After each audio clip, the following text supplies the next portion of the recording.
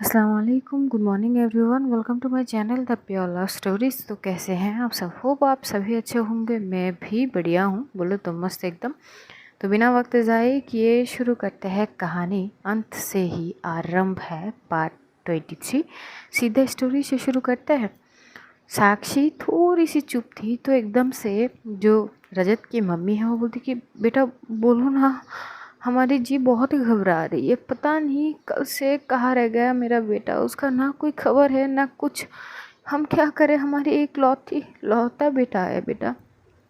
तभी साक्षी बोलती कि आंटी आप थोड़ी सी शांत हो जाइए। बी थोड़ी सी आप शांत हो जाइए, कोई बात नहीं, हम ढूंढ लेंगे। तभी वो एकदम से जो रजत की पिताजी हैं उनकी ओर देख के बोलती है अंकल आप पुलिस स्टेशन आ जाइए, एक कंप्लेंट दर्ज कराइए, बाकी मैं देखती हूँ। ये बोलती है और तब तक सनी आ चुका था। सनी जैसे ही आता है और एकदम से सैल्यूट करता है, तो सैल्यूट करते ही देखता है कि आज तो घर पे बहुत सारे मेहमान हैं। तो थोड़ी देर ये सारी चीज़ ऑब्जर्व करने लगता है। तभी एकदम से साक्षी बोलती कि चलो तुम मम्मी मैं आती हूँ, और अंकल प्लीज़ मैं जो बोली हूँ वो। तभी बोलती है हाँ हाँ बेटा मैं आ रहा हूँ। ये बोलते हुए साक्षी जाते हुए मुस्कान की ओर एक बार देखती है। वो आंखों में ही बोलती है कि मैं चलती हूँ। मुस्कान आंखों से ही इशारा करती है कि ठीक है, आराम से जाइएगा। साक्षी सीधा पुलिस स्टेशन की ओर बढ़ती है और वो बहुत ज़्यादा टेंशन में थी कि आखिरकार ये बंदा गया तो गया किधर है। उधर एकदम से सनी जो है बोलती कि क्या हुआ दी, आप ठीक हो? तभी बोलती कि मैं ठीक हूँ पर कुछ तो दिक्कत हुई है। तो बोलती कि मतलब क्या है? तो वो कुछ ज़्यादा डिटेल में नहीं बोलती। इधर थोड़ी देर में ये लोग चले जाते हैं पुलिस स्टेशन। जाते ही वो अपने काम संभाल रही थी। जो साक्षी है वो परेशान तो थी, साथ साथ वो अपनी फाइल वगैरह वो देख रही थी। करीब 10 से 20 मिनट बाद ही वहाँ पे रजत के पिताजी पहुँचते हैं और वो साक्षी की बात के मुताबिक ही वो एक कंप्लेंट दर्ज करा देते हैं, मिसिंग रिपोर्ट लिखवा देते हैं। जैसे ही रिपोर्ट लिखवा देते हैं तभी साक्षी उनको आश्वस्त करती है कि कोई बात नहीं अंकल, हम ढूंढ लेंगे उनको, आप परेशान मत करिए, आंटी को संभालिए। ये बोलते हुए वो थोड़ी सी हौसला देती है। तो थोड़ी देर बात करके पूछताछ अच्छे से करके कि लास्ट कब बात हुई थी, क्या बात हुई थी, थोड़ी सी बात वगैरह करके रजत के पिताजी जो चले जाते। इधर साक्षी अब बहुत अच्छी से सोचने लगती है कि आखिर ये गया तो गया किधर है, किधर गया है, आखिर क्या बात हो गई। ये सोचते हुए एकदम से सांझ को कॉल करती है। सांझ तुरंत फ़ोन उठाती है और बोलती कि जी मैडम। तभी वो बोलती कि तुम कहाँ हो? वो बोलते कि मैं तो अपनी पुलिस स्टेशन में। तभी बोलती कि जल्दी से इस लोकेशन पे आओ। ये बोलते हुए वो कॉल कट कर देती है। तभी सनी बोलती कि मैडम हम कहाँ जा रहे? तभी बोलती कि चलो मेरे साथ बताती हूँ। ये बोलते हुए एकदम से पुलिस स्टेशन से निकलती है। निकलते हुए वो थोड़ी देर इंतज़ार करती है उसी जगह पे जहाँ पे वो बोली थी सांझ को। तो सांझ भी आती है और बोलती कि जी मैम। तो बोलती कि चलो। तो ये लोग एक लोकेशन की ओर जाने लगती है। सांझ को समझ नहीं आ रही थी कि अचानक कहाँ लेके जा रही है। ये जाते हैं और एकदम से उस लोकेशन में जाती है। जैसी डोरबेल बजाती है तो रजत के मम्मी डोर ओपन करते हैं और वो साक्षी को देख के शॉक हो जाते हैं। बोलती है अरे बेटा तुम। तो बोलती कि आंटी वो रजत के कमरे की थोड़ी सी तलाशी लेंगे ताकि हमें कुछ तो पता चले कि एकदम से कहाँ चले गए हैं। रजत की मम्मी को टोकती तो है नहीं, वो बोलती है हाँ हाँ अंदर आओ। ये लोग सीधा रजत के कमरे की ओर जाते हैं। रजत के कमरे की ओर जाते ही जो साक्षी वो पहले पूरी कमरे को एक बार बहुत अच्छी से देखती है, बहुत अच्छी से। सब कुछ अपनी जगह पे सही थे, कुछ चीज़ बिखरा हुआ या फिर ऐसे नहीं है। चीज़ों को देख के पता चलता है कि सुलझे हुए इंसान ज़रूर है। तभी एकदम से सांझ वो थोड़ी सी मस्ती में ही बोलती है अरे वाह वो मैम मतलब वैसे तो हमारे जीजा जी लगेंगे यार, देखिए कितने सुलझे हुए इंसान है, मतलब एक चीज़ भी इधर से नहीं उधर नहीं हुए। जो साक्षी हो घूरते हुए सांझ की ओर देखते हो। सांझ एकदम से बोलती वो सॉरी सॉरी मैं बस ऐसे बोल रही थी। तो ये साक्षी क्या करती है, एकदम से वहाँ पे सांझ को बोलती है कि ढूंढो इस कमरे की एक एक कोना कोना तलाश लो, कुछ भी चीज़ छूटनी नहीं चाहिए। सांझ प्रॉपर रेडी हो जाते हैं, उधर सनी भी एकदम से ढूंढने लगते हैं, साथ साथ साक्षी भी ढूंढने लगती है। पूरी की पूरी जो है कमरे की हालत बेहद ख़राब कर चुकी थी, यहाँ तक बेड के वो रज़ाई भी नहीं छोड़ती है साक्षी। सारी चीज़ इतनी अच्छी से ये लोग ढूंढ रहे थे, पता नहीं क्या ही ढूंढ रही थी साक्षी, कुछ नहीं मिल रहे थे। लेकिन साक्षी एक अलग ही जुनून में सारी चीज़ इधर उधर करके बस देख रही थी, ऐसा मानो कि वो कॉन्फिडेंस थी उसमें कि यहाँ पे उसे कुछ ना कुछ तो ज़रूर मिलेगी। इसी कॉन्फिडेंस को वो लेकर वो बस ढूंढ रही थी इधर उधर, इधर कुछ तो मिल जाए, कुछ तो मिल जाए, या फिर उसे पता थी कि कुछ तो ज़रूर मिलेगी। पूरी की पूरी कमरे की हालत बेहद ख़राब कर दी। तो रजत की मम्मा आती है, वो थोड़ी सी उनको अजीब भी लगती है कि कमरे की ये हालत, लेकिन उनको लगती है कि अगर साक्षी कर रही है तो कुछ अच्छाई के लिए ही कर रही है होगी। वो ज़्यादा क्वेश्चन उसे करती नहीं है। साक्षी पूरी कमरे की हर एक कोना कोना ढूंढ रही थी, सांझ उसकी मदद कर रही थी। और एकदम से साक्षी क्या करती, उसकी नज़र जो वहाँ पे एक स्टडी टेबल के थे वहाँ पे जाते, वो स्टडी टेबल पे वहाँ पे जाते और वहाँ पे कुछ बुक्स वगैरह ऑलरेडी थे, बुक शेल्फ पे जैसे रखते हैं, वो हर एक बुक को एकदम से ओपन करके पन्ने को इधर उधर करके देख रही थी कि कुछ तो मिल जाए।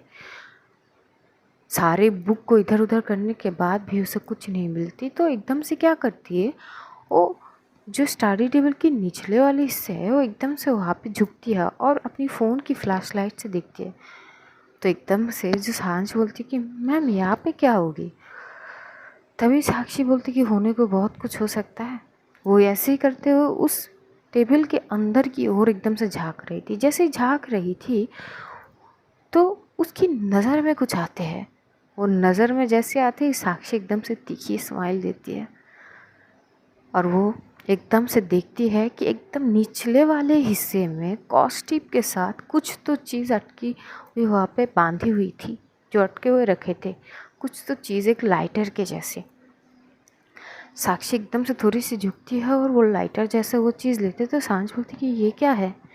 साक्षी बोलती कि ये मानो तो लाइटर है, ना मानो तो कुछ और। तो बोलती कि मतलब। तो साक्षी वो पहले तो कॉस्टिप से वो चीज़ निकालती है तो देखती कि हाँ लाइटर है, लेकिन लाइटर तो है लेकिन कुछ और डिफरेंट है। तो वो बड़ी गौर से उसको देखती है, हर एक चीज़ को वो देख रही थी कि सिर्फ लाइटर ही है कि नहीं।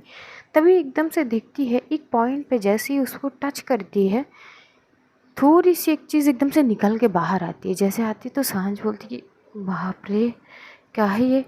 तो देखती है ये एक पेन ड्राइव की जैसी चीज़ होती है, चिप जैसी। साक्षी की फेस पे एक अलग सी तीखी स्माइल आ जाती है। तभी एकदम से साक्षी वो चीज़ लेती है, अपनी पॉकेट में रखती है और सांझ की ओर देख के बोलती कि और तुम लोगों को कुछ मिली है।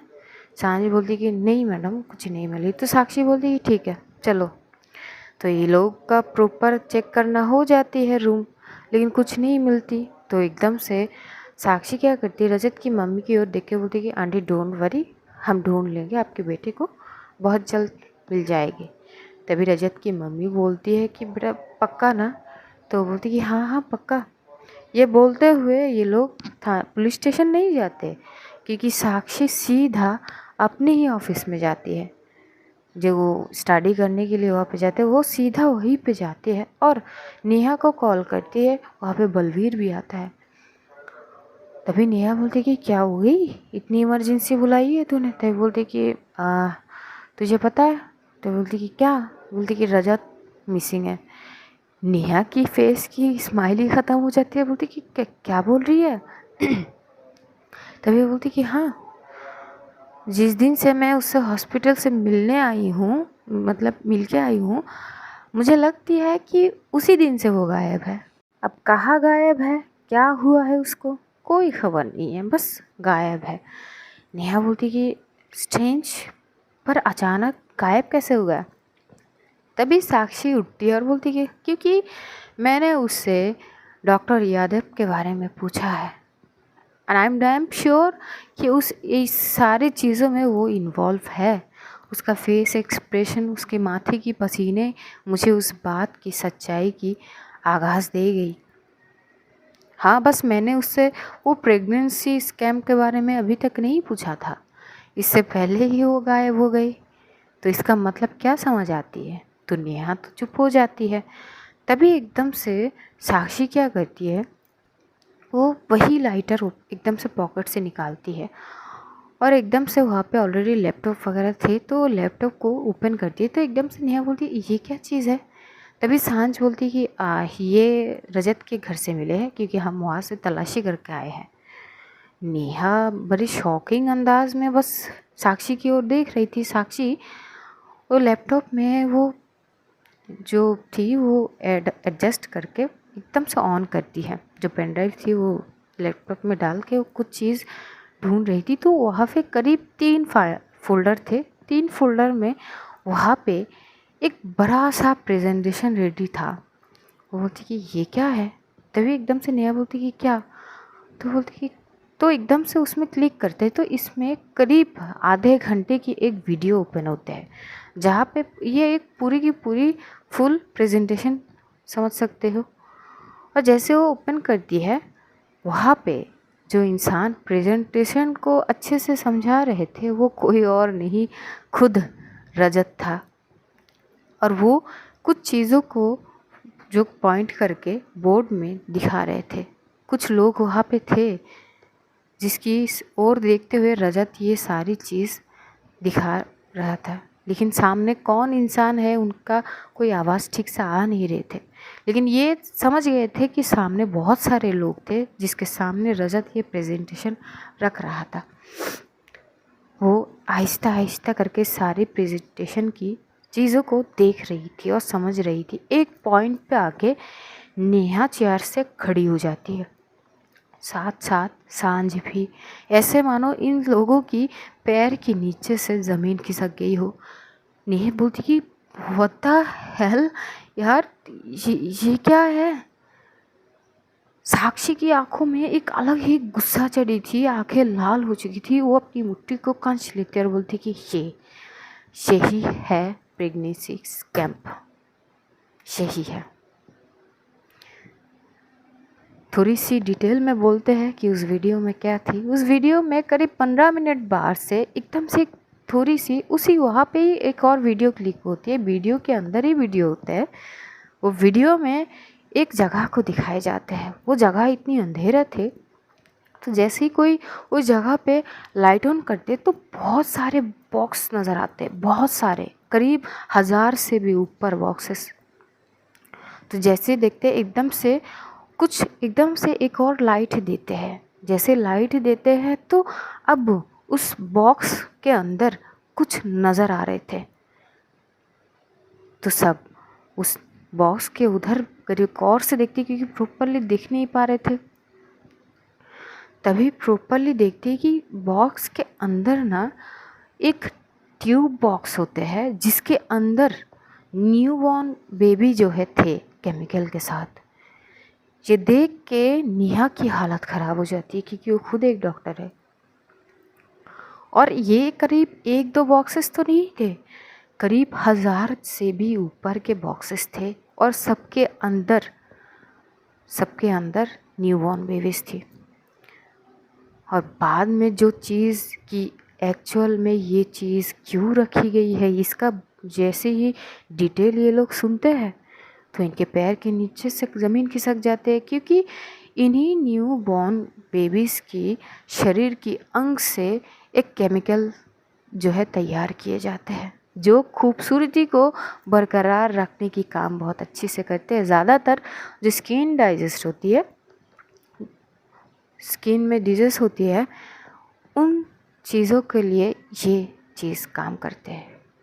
फिडस बोलते हैं इसको, जो न्यूबॉर्न बेबीज़ की शरीर के अंग से किए जाते हैं। बहुत दिन या फिर बहुत महीने इनको रखने के बाद इनके शरीर में एक अलग सी चीज़ें वो एडजस्ट करके केमिकल के साथ मिलाकर उस फिडस को तैयार किए जाते हैं। उसका जो है डोज बनाए जाते हैं उस डोज को अगर, और ये ज़्यादातर लड़कियों की स्किन में पुश किए जाते हैं, और वो डोज बनाकर जब लड़कियों की स्किन में पुश करोगी तो और ज़्यादा खिल जाएगी उसके चेहरे, उसको जो स्किन डिजीज है वो बिल्कुल ख़त्म हो जाएगी, वो खूबसूरत हो जाएगी। जैसे जैसे सारी डिटेल्स ये लोग देख रहे थे, नेहा की हाथ पैर शेयर करने लगते हैं, क्योंकि ये आम बात तो थी नहीं, 1000 से भी ऊपर के बच्चे, इट्स रियली बिग थिंग। साक्षी जब ये देखती है कि ये प्रेजेंटेशन जो है रजत करती है, वो अपनी मुट्ठी को इतनी गुस्से से कंज करती है, उसकी खून खौल रही थी, और अब वो तय करती है कि इस इंसान को वो छोड़ेगी तो नहीं। तभी नेहा बोलती कि यार जिसको ये प्रेजेंटेशन दिखा रहे थे ये लोग कौन है, क्योंकि यार आवाज़ प्रॉपर आ नहीं रहे थे, कुछ अच्छे से जो कुछ हल्की हल्की सी वॉइस आ रही है, इन देख के मतलब सुन के लग रहा है कि फॉरेनर है, आउट कंट्री लोग। तो बोलती कि हाँ, क्योंकि इसकी सबसे बड़ी कड़ी तो आउट कंट्री से ही जुड़े हैं, लेकिन हमारे यहाँ से कितने लोग जुड़े हुए हैं ये पता करनी है। अब सिचुएशन थोड़ी टफ हो जाती है इन लोगों के लिए, और तभी एकदम से वहाँ पे जो एंडिंग पॉइंट में रजत अपनी ही मुँह से ये बोलता है कि डोंट वरी, इस चीज़ के लिए हमारे कोई रिस्क नहीं है, क्योंकि हमारे साथ पॉलिटिकल और पुलिस की बहुत बड़ा हाथ है, हमें बहुत अच्छे से सपोर्ट करता है, तभी तो हम इस मुकाम तक आ पाए। ये बात सुनते ही साक्षी को और ज़्यादा गुस्सा आने लगती है, वो एकदम से वीडियो को बंद कर देती है, और साक्षी एकदम से बोलती कि ढूंढो इसको, हर एक पूरी की पूरी इलाका ढूंढो, या फिर पूरी इंडिया, जहाँ भी मिले ये पकड़ो इसको। भी सनी एकदम से बोलते कि दी मैं करता हूँ ये। तभी वो बोलती कि छूटना नहीं चाहिए, जहाँ भी दिखेगा वहीं से पकड़ के ले आओ इसको। तभी बोलती कि जी। तभी एकदम से सांझ बोलती कि मैम अब हॉस्पिटल का क्या करें। तभी साक्षी बोलती कि हॉस्पिटल में मैं खुद जाऊंगी। तभी बोलती कि पर मैम एकदम से ऐसे जाना। तभी बोलती कि नहीं, इस बार लीगल वे में जाऊंगी, सर्च वारंट लेके। जैसे ये बोलती तो वो चुप हो जाती है, और एकदम से साक्षी वो बोलती कि जैसे कि इस वीडियो में रजत ने बोला है कि उसके साथ पुलिस स्टेशन से और पॉलिटिकल चीज़ों से बहुत अच्छे से सपोर्ट मिलता है, तो पता करो हमारे में से गद्दार कौन है। और सांझ मैंने तुम्हें बोली थी कि डीआईजी सर के। तभी बोलती कि मैम हमने प्रॉपर नज़र रखी है, और सर की तो वो सारी चीज़ नॉर्मल है, वो ऑफिस से घर, घर से ऑफिस के अलावा और कहीं पे नहीं नज़र आते हैं, लेकिन हाँ उनके पीए में कुछ गड़बड़ सी लग रही है। तभी बोलती कि जैसे। तभी वो कुछ चीज़ पॉइंट करके बताती है, वो जैसे बताती है तो साक्षी बोलती कि उसको लेके आओ, पूछताछ वहीं पे करते हैं। ये बोल के ही इन लोगों की मीटिंग ख़त्म होती है। साक्षी उस पेन ड्राइव को बहुत अच्छी से अपने पास रखती है, और वो वहाँ से सीधा अपनी पुलिस स्टेशन आती है। साक्षी की दिमाग बहुत ज़्यादा ख़राब थी, इतनी बड़ी स्कैम, इतने बारी जो बेबीज़ अभी तक इस दुनिया में आए नहीं, उनको लेकर ये सारी चीज़ करना सिर्फ एक बेतुकी सी चीज़ के लिए। तो ये चीज़ सोचते उसे और ज़्यादा गुस्सा आ रही थी, और ये एकदम से अपनी पुलिस स्टेशन में जाती है और अपनी चीज़ों को करने लगती है। उसके पास डीआईजी की कॉल एकदम से आते हैं, तो वो फ़ोन रिसीव करते हैं, और रिसीव करते ही बोलती है कि क्या खबर है, कुछ खबर मतलब चीज़ें आगे बढ़ी इस केस के रिलेटेड। तभी साक्षी बोलती कि सर मुझे आपसे कुछ बात करनी है, लेकिन शर्त ये है कि आप सिर्फ़ और सिर्फ अकेले आएंगे, आपके साथ आपका पीए भी नहीं आएगा। तभी एकदम से बोलती कि ओके, तो एक काम करो तुम घर पे आ जाओ। तभी साक्षी बोलती कि नहीं, मैं आपको एक लोकेशन बताती हूँ, आप उस लोकेशन में पहुँचो। तो बोलती कि ओके। तो साक्षी क्या करती, वो जो पेन ड्राइव उसके पास थी उसी चीज़ की, कि वो कॉपी कर चुकी थी अपनी ही फ़ोन में, तो वीडियो को, वो पेन ड्राइव को तो अच्छे से संभाल लेती है, लेकिन वो वीडियो को कॉपी करके अपने फ़ोन में रखती है, फोल्डर को। और वहाँ से वो चली जाती है बिना सनी को बोले। उस लोकेशन में जाते हैं जहाँ पे डीआईजी सर अकेले आते हैं। वो एक रेस्टोरेंट टाइप की जगह था, वहाँ पे जाते हैं, कॉफ़ी ऑर्डर किए जाते हैं और बड़े आराम से पहले ये नॉर्मली बात वगैरह करते हैं। बात करते करते साक्षी एकदम से फ़ोन उनकी ओर करती है और जैसे ये दिखाते तो उनकी भी ऐसे लगती है कि पैरों के नीचे ज़मीन खिसक जाते हैं। इतने सारे बच्चे, उनको पसीने आने लगते। वो एकदम से बोलती कि इसकी अंत तक, इसकी गहराई तक पहुँचो। जो भी लोग हैं इनके पीछे, जितने भी बड़े लोग हैं, कोई फ़र्क नहीं पड़ता, हम सबको ढूंढ लेंगे, पकड़ लेंगे। तुम बस निकालो, इसकी गहराई तक पहुँचो कि कौन कौन है, मार्क पे आना उन लोगों को, बाकी मैं देखता हूँ। तभी साक्षी बोलती कि मैं करूँगी, ज़रूर करूँगी। अब तो ये केस मैं अपनी पर्सनल चीज़ों के साथ रख के करूँगी, डोंट वरी सर। थोड़ी देर वहाँ पे बात वगैरह होती है। तभी साक्षी बोलती कि आपको अपनी पीए चेंज करनी पड़ेगी। तो डीआईजी सर थोड़ी सी शॉक होकर बोलते कि क्यों, क्या हो गया? वो तो बहुत साल से मेरे पास रह रहा है। तभी बोलती कि क्यों, क्या, वो मैं बाद में बोलूँगा आपको। उसको पुलिस स्टेशन बुलाए गए हैं, वो पुलिस स्टेशन आएंगे, थोड़ी सी पूछताछ करेंगे, लेकिन उसके बाद से वो आपके साथ नहीं होना चाहिए। ये वो बोल देती है। तो डीआईजी सर बोलते कि ठीक है, जैसे तुम्हारी मर्ज़ी। ये बोलते वो थोड़ी देर वहाँ पे बैठ के बात वगैरह करता है और एकदम से जो डीआईजी सर है वो बोलते कि तुम्हारी मॉम की कॉल आए थे, उन्होंने बोला कि रजत नहीं मिल रहे। तो ये बोलती कि क्यों, आपने पूरी वीडियो नहीं देखी?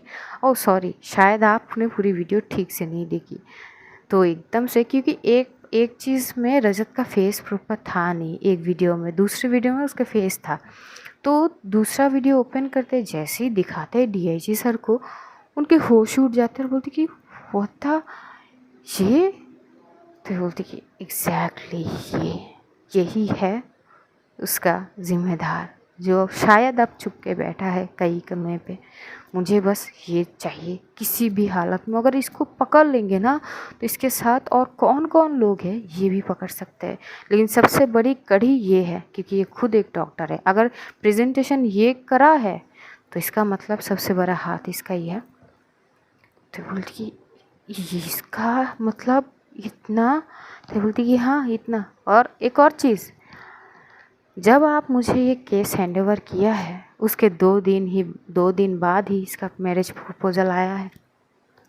और बता दूं कि इसने बहुत स्मार्ट वे में मुझे जो जानना था, या फिर इसको जो मुझे बताना था, बस उतनी ही चीज़ें सामने रखी है। कुछ समझ आई आपको? तो डीआईजी सर बोलते कि दिमाग है या कुछ और? तो बोलती कि जो भी है पकड़ तो लूँगी मैं इसको। ये बोलते हुए थोड़ी सी वहाँ पे मीटिंग, वो और चीज़ों में बात करती है और फिर साक्षी एकदम से उठती है और बोलती कि ठीक है जी, मैं चलता हूँ। तभी डीआईजी सर बोलते हैं कि ये घर पे क्या बोलोगे? तभी बोलती कि अभी फ़िलहाल वो मिसिंग है, हम ढूंढ रहे हैं, मिल जाए तो बात होगी। ये बोलते हुए वहाँ से चली जाती है, वो पुलिस स्टेशन जाती है, अपनी बचा हुआ काम वगैरह करती है। और इधर मुस्कान बहुत परेशान थी कि एकदम से रजत को क्या हो गया है, कहाँ गायब हो गया है। वो खुद परेशान थी इस चीज़ के लिए। वो कॉल करती ज़रूर है दोपहर में साक्षी को, लेकिन साक्षी अपने कामों में इतनी ज़्यादा बिज़ी हो चुकी है कि उसकी फ़ोन तक नहीं उठाती है। शाम ढलती है और आज साक्षी घर भी नहीं आ रहे थे। शाम की 7 बज चुके थे, 7 के ऊपर बज रहे थे, लेकिन उसकी कोई खबर मिल ही नहीं रही थी। मुस्कान बहुत ज़्यादा परेशान हो जाती है। वो नेहा को कॉल करती है। नेहा तब तक हॉस्पिटल से अपने घर पहुंच चुकी थी। तो जैसे वो फ़ोन देखते वो एकदम से रिसीव करता, बोलती है अजी नमस्ते भाभी जी, क्या हाल है? तो बोलती कि नेहा। तभी नेहा बोलती कि अरे क्या हो गई आवाज़ में? ये आवाज़ में ये मायूसीपन क्यों भाभी जी? अरे हमारे होते हुए आप मायूस हरगिज़ नहीं हो सकते, क्या हो गई है बताइए जल्दी फटाफट। तो बोलते कि नेहा वो कहाँ है, मतलब? तभी बोलती कि वो कौन? तो बोलती कि साक्षी वो अभी तक घर नहीं आई। तो बोलती अरे वो शायद बिज़ी होंगे, वैसे भी एक बहुत इम्पोर्टेंट केस हैंडल कर रही है, उसी सिलसिले में शायद अभी तक बिज़ी होंगे। तो बोलती कि पर इतना 8 बज रहे हैं, अभी तक नहीं है, आप एक कॉल करके देखो ना, मैं कितनी कॉल कर चुकी हूँ, कर चुकी हूँ, वो कॉल नहीं कर रही है। तभी बोलती कि आपने किया है, अगर आपकी कॉल नहीं उठा रही है तो लाजमी है कि मेरा भी कॉल नहीं उठाएगी। तो बोलती कि नहीं, एक बार तो देखो ना, मतलब एक बार कॉल करके देख लो आप उठाते हैं कि नहीं, प्लीज़ मुझे थोड़ी सी टेंशन हो रही है। तभी साक्षी सॉरी जो नेहा बोलती कि अरे भाभी जी, इतना टेंशन काहे लेना, मत भूलो वो पुलिस वाली है, ये सारी चीज़ तो आम सी चीज़ है। तभी बोलती कि नहीं, वो रजत एकदम से मिसिंग है, तो सारी चीज़ ट्राई टू अंडरस्टैंड ना, मुझे फ़िक्र हो रही है। तभी वो बोलती कि क्या भाभी जी, हाय इतना मिस आप कभी कभार हमें भी कर लीजिए। वो बोलती कि प्लीज़ ना। तो बोलती कि अच्छा रुकिए, मैं कॉल करती हूँ कि मैं उसको, आप लाइन पे रुकिए, मैं कॉल करती हूँ। तो उसको वो लाइन पे रख के ही वो कॉन्फ्रेंस कॉल में साक्षी को 2 बार कॉल करती है, लेकिन साक्षी फ़ोन उठाती नहीं है। तभी एकदम से नेहा बोलती कि देखा भाभी, बोला ना कि जब वो आपकी कॉल नहीं उठा रही है तो मेरी क्या उठाएगी। आप ना बिल्कुल भी फ़िक्र मत रखिए, फ़िक्र मत करो, वो पहुँच जाएगी घर। तभी बोलती कि लेकिन कब। बोलती कि पहुँच जाएगी बाबा, इतनी फ़िक्र मत करो। तो बोलती कि ठीक है। तो थोड़ी सी बात वगैरह करके वो नेहा की कॉल कट कर देती है मुस्कान। वो बहुत ज़्यादा परेशान थी। सिया की उसको कॉल आती है कि वो ठीक है कि नहीं। तो सिया भी देखती कि ये इसकी वॉइस लो है, तो पूछती है। तो बोलती कि यार अभी तक साक्षी जी घर नहीं आई। तो सिया भी बोलती कि यार आ जाएंगे, वो पुलिस वाले हैं, बहुत सारे काम होते हैं उनके पास, स्टेट संभाल रही थी तो समझ जाना। तो बोलती कि यार पर, बोलती कि तू ज़्यादा सोच रही है, वो आ जाएगी। थोड़ी सी बात वगैरह करके उसको वो समझाने की कोशिश करती है कि वो आ जाएगी। और फिर वो क्या करती है, एकदम से कॉल कट कर देती है। रात के 9:30 बज चुके थे और इधर 9 बजे तक भी जो साक्षी है वो अपनी ही पुलिस स्टेशन के कैबिन में बैठी हुई थी, कड़ी से कड़ी जोड़ने की कोशिश कर रही थी। बहुत सारी चीज़ उसके दिमाग में घूम रही थी। और डीआईजी सर को बोल के वो उस हॉस्पिटल में जो है सर्च करने के लिए, तलाशी कराने के लिए या पूछताछ करने के लिए एक जो है नोटिस करा लेती है, सर्च वारंट निकाल लेते हैं। अब बारी थी कि कल जाके सीधा हॉस्पिटल में वो सारी चीज़ों में पूछताछ करना डिटेल में। तो वो कुछ चीज़ सोचते सोचते कब 9:30 बज गए, उसे खबर तक नहीं थी। तभी वहाँ पे एकदम से जो है मिस्टर पांडे जी जाते हैं अपनी पेट को बहाते हुए और बोलते कि अरे ओ मैडम, क्या हो गया है, इतना क्या सोच रहे हो, अरे 9:30 बज चुके हैं, आप क्या, आपको पूरी रात खाने में बितानी है क्या मैडम। अरे मैडम समझा करो यार, भूख लगी है, अगर आप नहीं जाओगे तो हम में से कोई जा नहीं सकता ना, हम तो कब से इंतज़ार कर रहे हैं मैडम, कुछ तो कहो मैडम। पेट आवाज़ लगा रहा है कि भूख लगी है, उसको खाना दिलाऊं मैं, कुछ तो करो मैडम, हम लाचार पे थोड़ा तरस खा लो। तो एकदम से साक्षी उसको और देख के बोलती कि एक्सक्यूज़ मी। तो बोलती कि अरे मैडम, मैं आपके आगे हाथ जोड़ता हूँ, 9:30 कब का बज चुका है, मुझे घर जाना है, मेरी बीवी मेरी वाट लगा देगा कि कहाँ पे थे वो उसको ना मेरे पे बहुत शक होता है, पता नहीं क्यों, अजीब भी है, मैं घर जाऊँगा कि वो शुरू हो जाएगी। तो मैडम कृपया करो हम पे, हमारी घरवार ऐसे ख़राब मत करो, आप जाओ ना अपने घर, हमें जाने दो अपने घर, 9:30 बज चुके हैं। तभी एकदम से साक्षी अपनी फ़ोन की ओर देखती है तो वहाँ पे करीब 5 मिस कॉल आ चुके थे, नेहा के एक्स्ट्रा 2। और फ़ोन की ओर देखती है कि वाकई में 9:30 बज चुके। वो बोलती है मुझे ध्यान नहीं थी, ये बोल के उठती है और एकदम से जाने लगती है। तो जो मिस्टर पांडे जी है वो एकदम से लंबी सी गहरी सांस लेते बोलती कि भगवान जी का शुक्र है कि ये गई तो सही। ये बोलते हुए ये लोग आहिस्ता आहिस्ता वहाँ से चले जाते। जो साक्षी है वो अपने घर की ओर चली जाती है। घर की ओर जाते जाते उसे करीब 10 बज चुके थे। और इस बीच मुस्कान बहुत ज़्यादा परेशान थी साक्षी के लिए कि आ क्यों नहीं रही है। 10 बजे वो जैसे घर पहुँचती है, कॉलिंग बेल बजाती है तो मुस्कान भागते हुए आके दरवाज़ा ओपन करती है। जैसे ओपन करती है, साक्षी को देख के वो एकदम से साक्षी को टाइटली गले लगा लेती है। साक्षी को कुछ समझ नहीं आ रही थी कि इसको अचानक क्या हुआ है। साक्षी की मॉम एकदम से आते तो देखते ही या फिर तो कुछ और ही सीन है। तभी मुस्कान बोलती कि आप इतनी देर तक क्या कर रहे थे, 10 बज गए, हाँ कहाँ थे आप ठीक हो ना। तो साक्षी एकदम से पीछे देखती कि उसके मॉम खड़े हैं और उसके मॉम घूर घूर के देख रहे थे कि क्या हो गई है। साक्षी उसे पीछे करने की कोशिश तो कर रही थी लेकिन मुस्कान है कि उसके सीने के साथ एकदम से चिपक सी जाती है, वो छोड़ नहीं रही थी। तभी साक्षी बोलती कि मुस्कान जी सुनिए तो सही, पीछे मेरी माँ खड़ी है, थोड़ा सा लिहाज रख लो यार। तभी एकदम से मुस्कान बोलती कि मुझे नहीं पता, आप बस ये बोलो कि आप ठीक हो, और इतनी देर कहाँ पे थी। तभी एकदम से साक्षी की माँ बोलती कि अरे बेटा क्या हो गई है, इतनी क्यों डरी हुई हो। तभी मुस्कान जैसे ही साक्षी की माँ की आवाज़ सुनती है वो थोड़ी सी पीछे हो जाती है। तभी साक्षी बोलती है यही तो बोल रही थी मैं। तो मुस्कान चुप हो जाती है। तभी साक्षी बोलती है अरे माँ कोई बात नहीं, वो शायद मेरे लिए थोड़ी सी परेशान हो गई थी। तभी बोलती कि परेशान तो मैं भी थी, इतनी देर तक कहाँ पे थी तुम। तभी बोलती कि मम्मी मैं केस के सिलसिले में थी, कुछ चीज़ें समझने की कोशिश करी थी, इसी सिलसिले में देर हो गई मुझे। तो बोलती कि बेटा रजत के बारे में कुछ पता चली। जैसे ही रजत के नाम सुनती है, इधर जो साक्षी की पूरी फेस एक्सप्रेशन चेंज हो जाती है, उसमें गुस्सा चली आती है, उसकी आंखों में एक अलग से गुस्सा आती है। वो अपनी मुट्ठी को कंच लेती है, लेकिन अपनी माँ के सामने कुछ नहीं बोलती। वो बोलते कि माँ वो हम ढूंढ रहे हैं, मिल जाएगी। ये बोलते हुए अपने कमरे की ओर सीधा चली जाती है। जाके वो शावर लेती है, शावर लेके वो आती है। आके एकदम से साक्षी की माँ बोलती है कि बेटा मैंने खा लिया है, लेकिन हाँ मुस्कान ने खाना नहीं खाया, उसने बोला है कि जब तुम आओगी तब खा लेगी। तो मुस्कान की ओर देखती है साक्षी और बोलती कि क्यों, खाना क्यों नहीं खाई आपने। तो बोलती कि अरे आप नहीं यार इतना, और ऐसे एकदम से कौन करता है यार, अगर कोई दिक्कत है तो आप बोल लिया करते ना, बिना बोले ऐसे इतने लेट मत किया करो, आप हालत ख़राब हो जाती है, प्लीज़ ट्राई टू अंडरस्टैंड। तो वो बोलती कि हाँ हाँ ठीक है, आप बैठो खाना खाओ। तो साक्षी की मॉम खाना वगैरह परोसते हैं, मुस्कान और साक्षी खाना खाने लगते हैं। तभी साक्षी की मॉम मुस्कान की ओर देख के बोलती है लगता है तुम्हारे साथ इसकी बहुत अच्छी मतलब बन गई है ना, तभी तुम्हें उसकी इतनी फिक्र होती है। तभी साक्षी को हंसी आ रही थी, लेकिन वो हंसती नहीं है, वो चुपचाप खाना खा रही थी। और मुस्कान को गुस्सा आ रही थी कि एक तो ये लेट करके आई, ऊपर से ऐसे हंस रही है, मतलब क्या हो गई, मतलब हद होती है चीज़ की। तो ये लोग खाना वगैरह खाती है, और खाने के बाद साक्षी की मॉम जाके सो जाती है।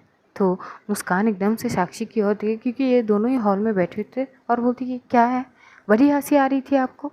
तभी साक्षी बोलती अरे बाबा मैं हंस थोड़ी ना रही हूँ। तो बोलती कि अच्छा क्या कर रही थी आप, हंसी को रोक रही थी।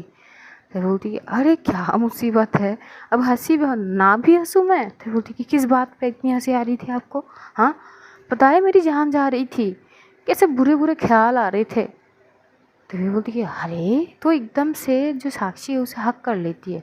मुस्कान की आंखें नम हो जाती है। साक्षी बोलती कि अरे कुछ नहीं, ओ मैडम पुलिस वाली हूँ मैं, ये सारी चीज़ ना अपने दिमाग से हटा दे आप, और इतना ज़्यादा परेशान मत होइए। आपको पता होनी चाहिए कि आईपीएस होने के नाते मुझे इस चीज़ में मेरी कुछ जिम्मेदारियाँ है इस देश के लिए, तो वो चीज़ करने में अगर मुझे थोड़ी बहुत लेट भी हो जाए तो आपको एडजस्ट करनी पड़ेगी। तभी वो बोलती कि पर ठीक है कर लेंगे एडजस्ट, पर इन्फॉर्म नाम की भी कोई चीज़ होती है ना, अगर आपको लेट होनी ही थी आप बोल सकते थे।